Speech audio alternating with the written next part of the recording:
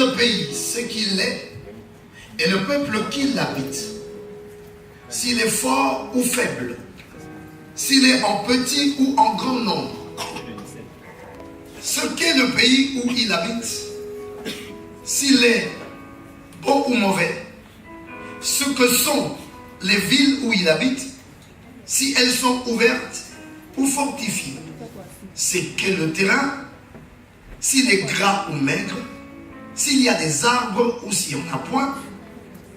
Ayez bon courage, prenez des fruits du pays. Et c'était le temps des premiers raisins. Ils montèrent et ils explorèrent le pays depuis le désert de Tsin jusqu'à Reho, sur le chemin de Hamath. Ils montèrent par le midi et ils allèrent jusqu'à Hébron, où étaient Haïman, Séchaï et Talmaï, enfants d'Anak. Hébron avait été bâti 7 ans avant Tsoan en Égypte. Ils arrivèrent jusqu'à la vallée d'Escol, où ils coupèrent une branche de vigne avec une grappe de raisin qu'ils portèrent à deux au moyen d'une perche. Ils prirent aussi des grenades et des figues.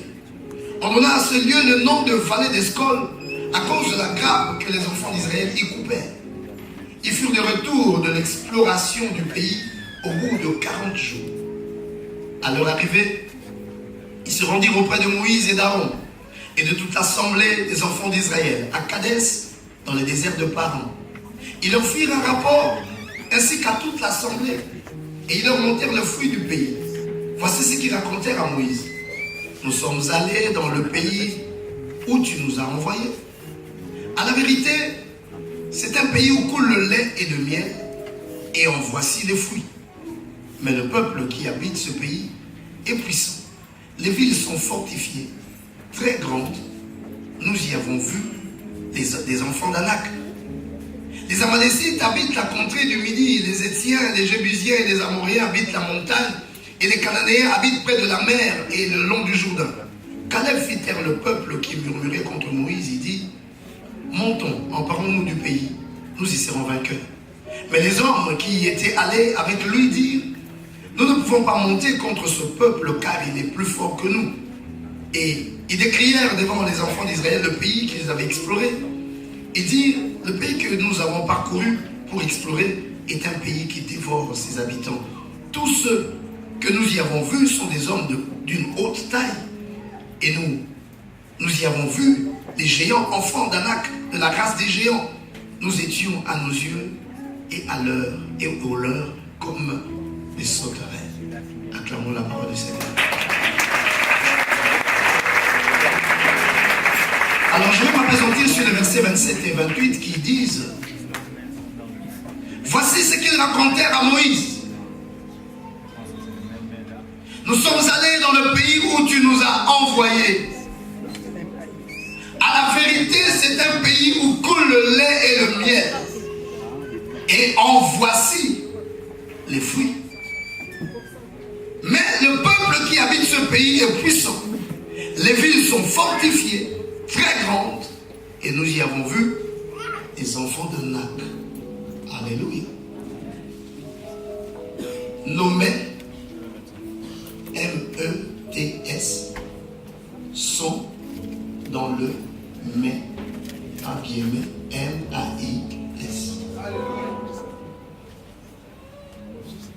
Alléluia. Nommés METS sont dans le mais MAIS.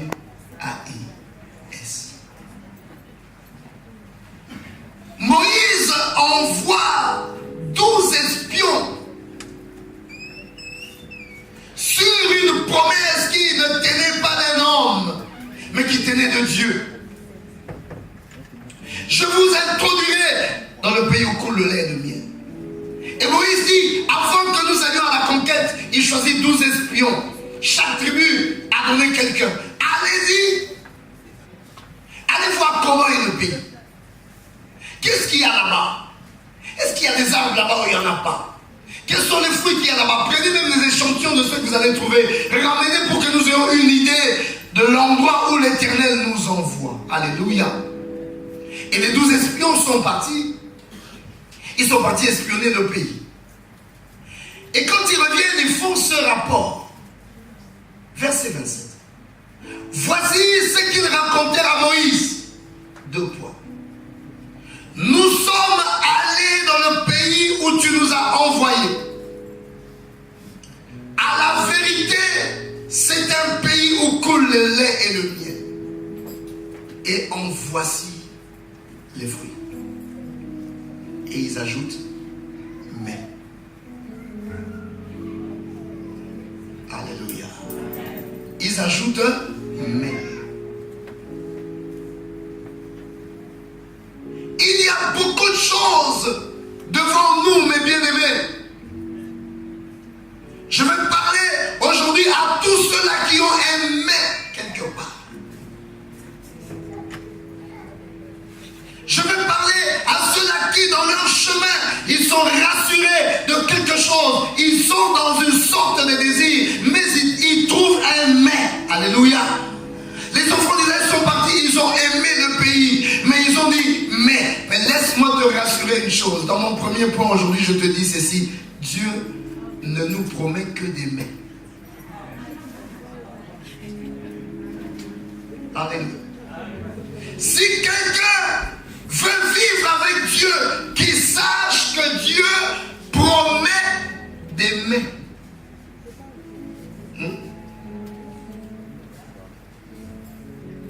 Quand Dieu promet, ça veut dire pour mais. Dis amen. Pro c'est pour non. Mais Dieu est un promet. Il promet des mais. Jamais l'Éternel ne peut te promettre des choses sans des mais. Dans sa promesse, il met des mais. Alléluia. Ce qu'il avait promis aux enfants d'Israël, il y avait un obstacle là. Mais moi je te dis que ça c'est l'habitude de Dieu. C'est là que beaucoup de gens ne comprennent pas Dieu et c'est là que beaucoup de gens ne vivent pas Dieu. Parce que Dieu ne promet que des mais.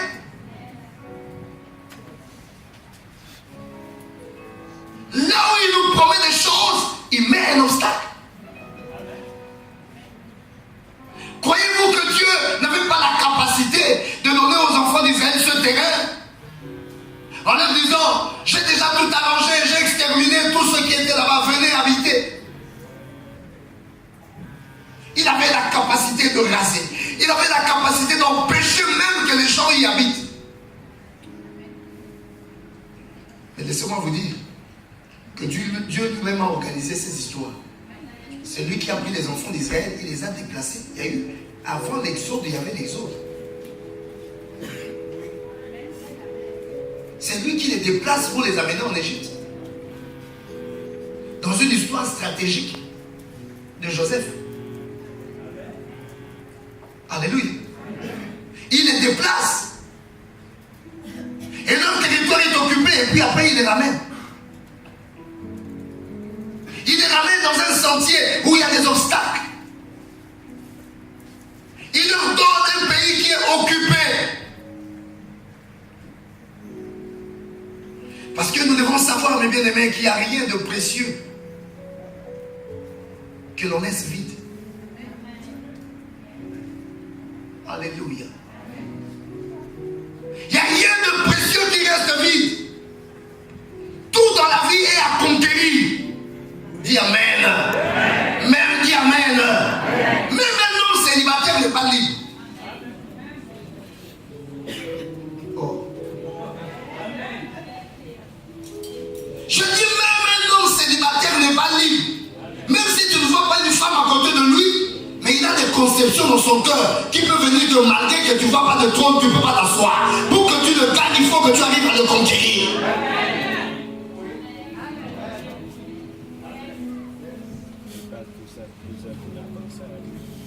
Combien de gens ont cru que parce qu'une femme était célibataire, qu'il suffisait d'aller lui dire que je vais t'épouser pour qu'elle dise oui?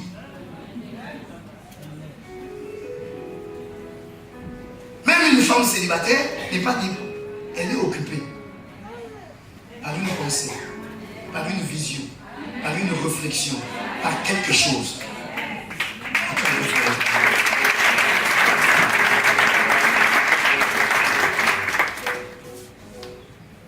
Et là où une femme n'a pas de vision, n'a pas une pensée, n'a pas de réflexion, n'a pas une occupation, on entre dans la prostitution.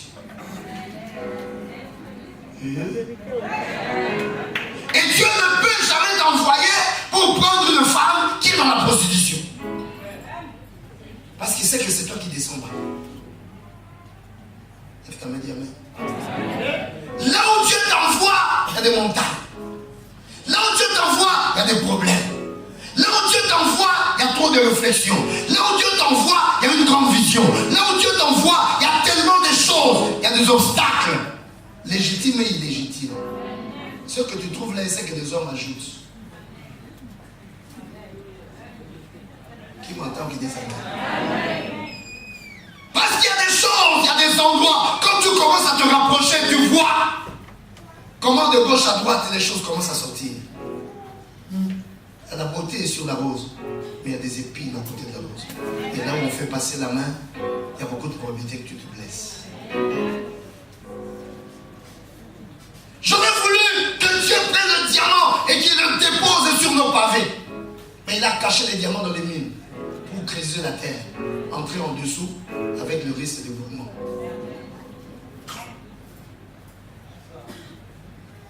Dieu ne met jamais à nu comme ça des choses précieuses. Quand tu vois quelque chose de précieux traîner comme ça en désordre, fais très attention, ça doit être du faux.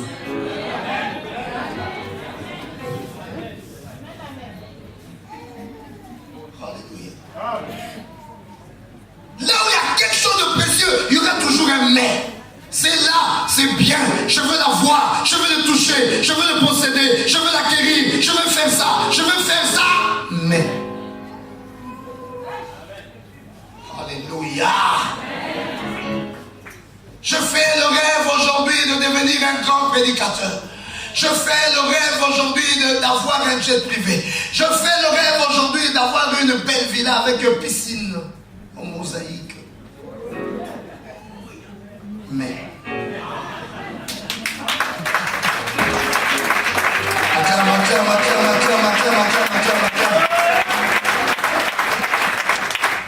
si c'était si facile, juste après la prédication, je sors et je vous invite à la crémaillère. Alléluia. Mais alléluia. Mais ce sont ces choses-là que Dieu me promet. Dieu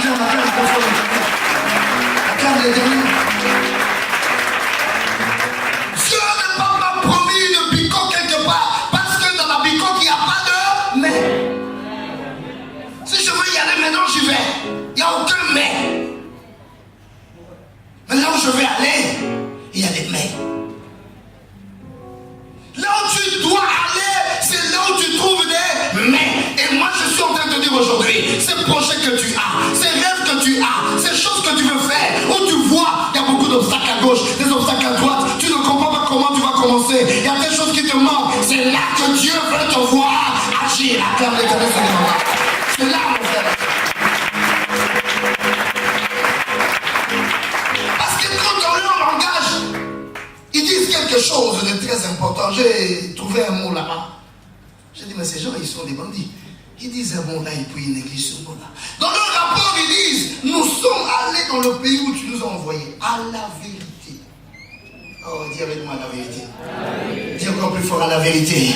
Dis avec moi en vérité. Encore plus fort en vérité. En vérité. C'est-à-dire, si on doit dire vrai, c'est bon. Si on doit dire vrai, c'est là. Si on doit dire vrai, c'est ça. Si on doit dire vrai, c'est lui. Si on doit dire vrai, c'est elle.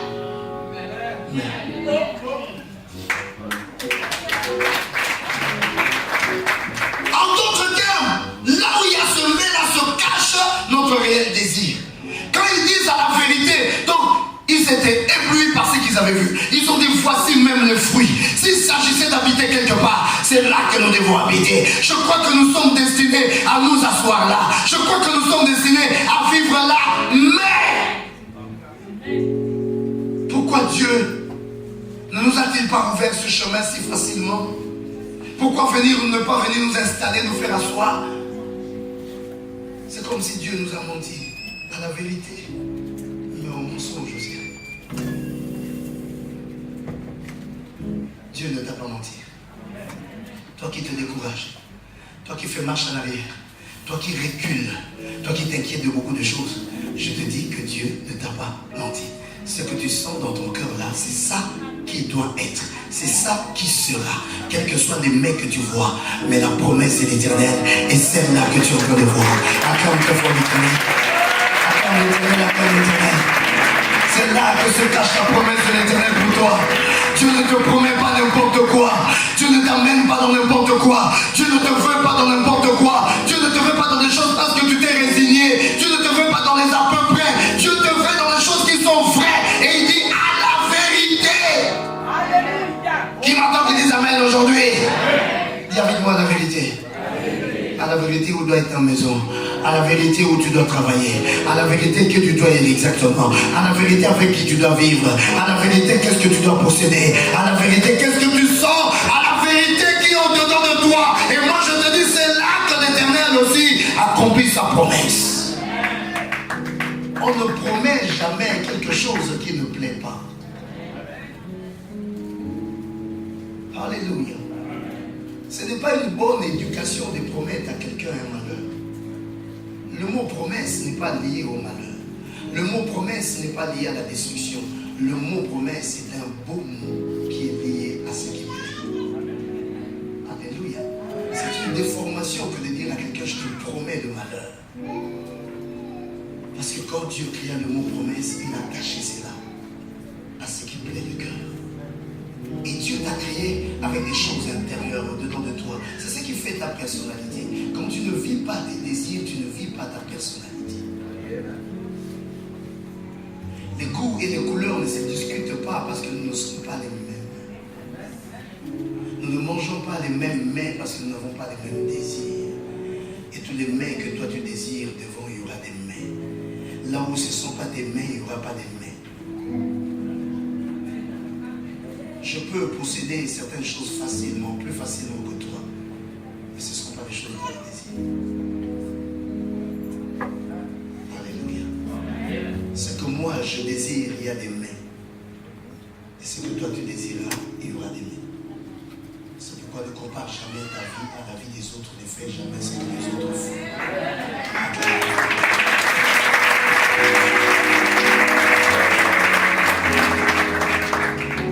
C'est vrai que chaque matin, nous nous levons et nous mettons un spectacle devant des personnes qui nous regardent et qui nous observent. Mais ne te laisse jamais influencer par les yeux des spectateurs. Quand tu as une vision dans ton esprit, garde-la. Personne ne comprendra ta démarche, mais c'est la finalité qui compte.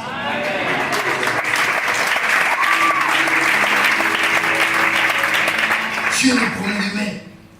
Aujourd'hui, réveille les mains. Partout où tu as cassé des dossiers, parce que tu as dit, mais je veux faire ces affaires. Tu sais que moi, j'ai un grand don pour faire les affaires. Moi, je te dis là, si je commence à vendre ceci, à faire ça va marcher. Mais... Et tu as enterré quelque chose parce qu'il y a un mais Dieu te demande de réveiller les mains. Alléluia. Parce que qu'est-ce que Dieu veut pour nous? Dis avec moi, point 2.